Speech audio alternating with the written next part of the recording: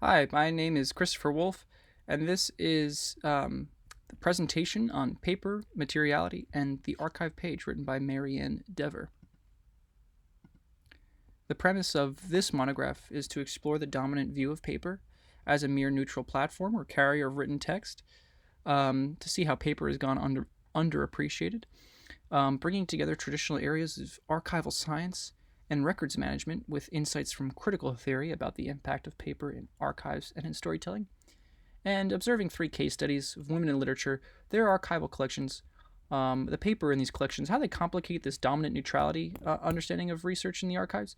Um, Basically, finding areas where textual analysis in archives is just not enough, and how we can really observe and critically analyze paper, its movement, its flexibility, its virtue of being saved that can be analyzed to create a more complete archival story.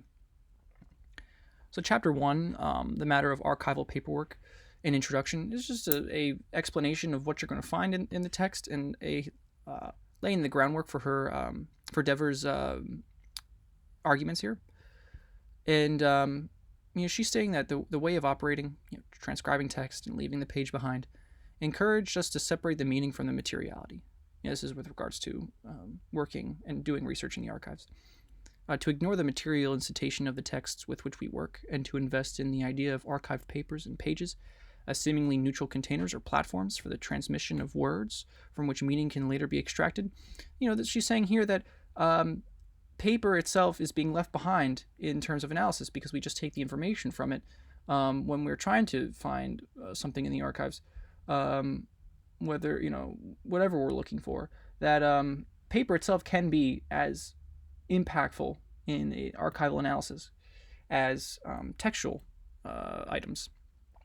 And so, paper is argued by Dever as being fundamentally dynamic or lively, being passed around by people and moving from people, and you know, it takes up a physical space, which in its own right is something to be analyzed and close read when coming up with the psychology of the archival collector.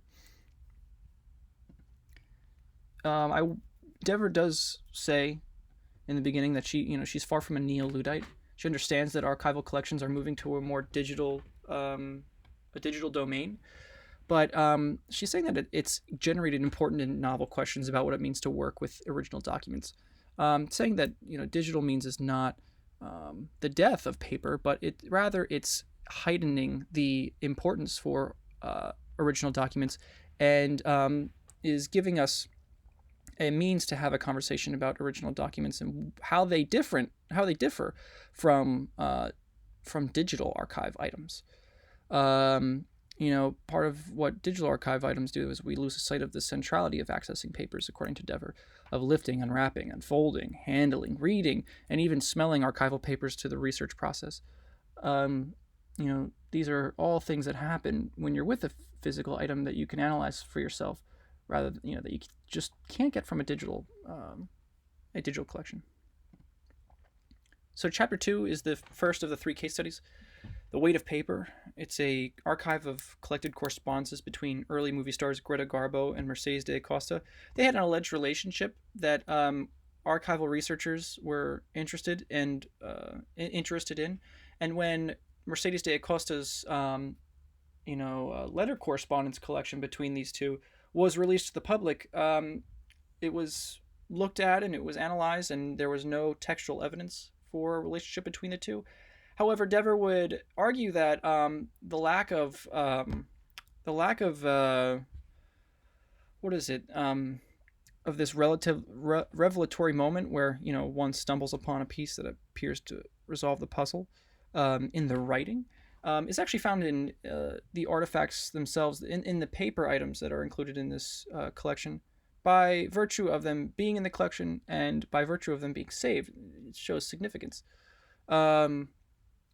I included these quotes because they talk about, what some people view as, core to the archival experience, and how relationships, whether romantic or sexual or both, are very difficult to pin down when it comes to archival practices. And this card is given as an example for the influence of paper in the archives, because this, in looking at the first quote, this card's preservation, first by De Costa, now by the Rosenbach, speaks of and to the circuits of emotion and feeling that sponsored the ongoing correspondence.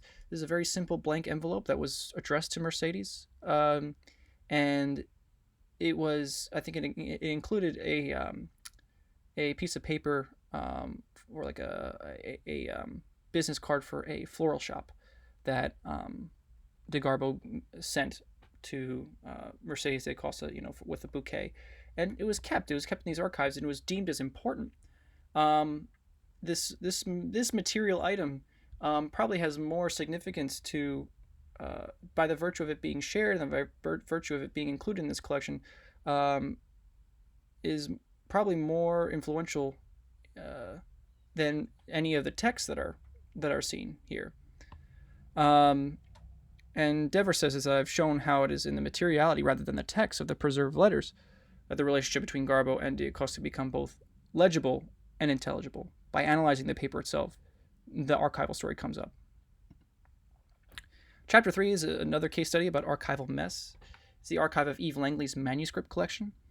And it was a very large collection. Eve Langley was a gender nonconforming woman in Australia, a prolific writer, lover of, or admirer, right, of Oscar Wilde, really obsessed with that literary figure, and wrote extensively about him and about her, with her own novel ideas. Some of her manuscripts were over 4,000 pages long, handwritten, and in some, not typed. And there is the challenge of organizing this as an archivist and as a preserver of information. And Dever wants to, use this collection as an example of how the disorganized, chaotic collection that is of Langley's is actually hinting at, the artistic expression of Langley. In this second quote here, as one works through her collection, what becomes apparent is that Langley had a quite particular relationship to paper, that it was personally meaningful to her and supported an alternative aesthetic vision that embraced abundance and repetition, that the paper itself sort of had a influence on Langley in her writings, and to sort of like sift that and to organize that in a more traditional archival sense in that we're used to in archival research and collections, it would actually take away from the artistic expression of Langley. Again, paper by virtue of being paper, being the type of paper that she chose, is actually quite important and subject to its own analysis. Chapter 4 is about dark archives and the legacy of Valentine Ackland and manager of Manuscript Legacy and lifelong partner Sylvia Townsend Warner. These two were writers, lovers, and subsequently archival managers of each other after they would have passed away. Living in England, they wrote poetry and novels and were members of the far left organizations in that area, and they're also very closely tied in their archival work. They knew that they were going to pass away, and they knew that their work was going to need to be saved in order for them to, live on, quote unquote. And this chapter sort of talks about the, in this first quote here, explores how the posthumous presence and handling of literary papers becomes entangled with the privileges, delights, and obligations of intimacy and friendship, and also point to the relationship between literary papers, their present scale, accessibility, and the making and remaking of posthumous literary reputations. How paper being moved and being arranged, especially after someone has passed away, has sort of like a metaphysical effect on people. It's not just mourning, but it's an intimacy that one feels with an artifact that was written by someone who they loved or someone that they knew that has since passed away. that we may not get with digital means. And this chapter sort of explores how paper is not just a neutral means of carrying this emotion, but because it's extremely powerful in carrying this emotion by virtue of being paper. This quote down here: in the work of sorting through and poring over the manuscripts, the mechanics of paper are endlessly entangled with the effective triggers that operate at the interface, of the body and the page. This connection between the body and the page, even though after we've passed away, there's still that metaphysical connection between the two. So chapter 5 is short afterwards and takeaways. Talking about how paper being touched, arranged, and preserved has some sort of level of attachment, and has this connection to the idea of a form of future or posterity by virtue of being paper. She's used these case studies to move away from the ingrained habit of ignoring the material instantation of the archival artifacts, taking seriously the potential of paper and what it means to work with paper, and what it means to work with paper that has been worked on before. We need to make a more clear archival story if we understand the items in which this work is written on or printed on, etc. And Dever is going to leave the reader with this question, blending the digital archives with this critical paper analysis, this critical paper pedagogy. How can we imagine a digital archive environment sensitive to the emerging capacities of the paper page? What would this look like? What kind of digital archive would make paper dynamic and critical in the same way that we can get from being in the same room with these items? So I just some quick supplementary materials before I finish this presentation. I was thinking, as reading this page, connections with Emily Dickinson's scrap poems, how form of paper affects how form of paper affects the form of writing, and how it may affect the contents of the writing.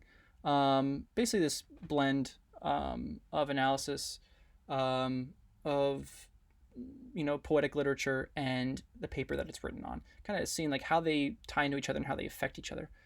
I was also thinking about Walt Whitman and Allen Ginsberg in their poems. Ginsberg writing to a dead Whitman, and Whitman writing to someone who may be holding him metaphysically in a poetry book or on paper, and how both of them being gay poets, and how this sort of like this may connect to or at least fit within the parameters of Dever's writing, and sort of exploring their work and seeing how maybe paper pushes these three writers to think about their own writing and their own lives and how to connect with people in the future, and how paper may affect the creative output of these writers.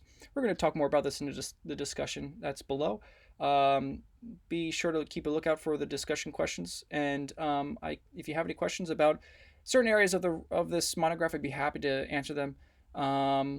So that is the end of my presentation. I hope you enjoyed, and I will be talking to you soon in the discussions. Thank you.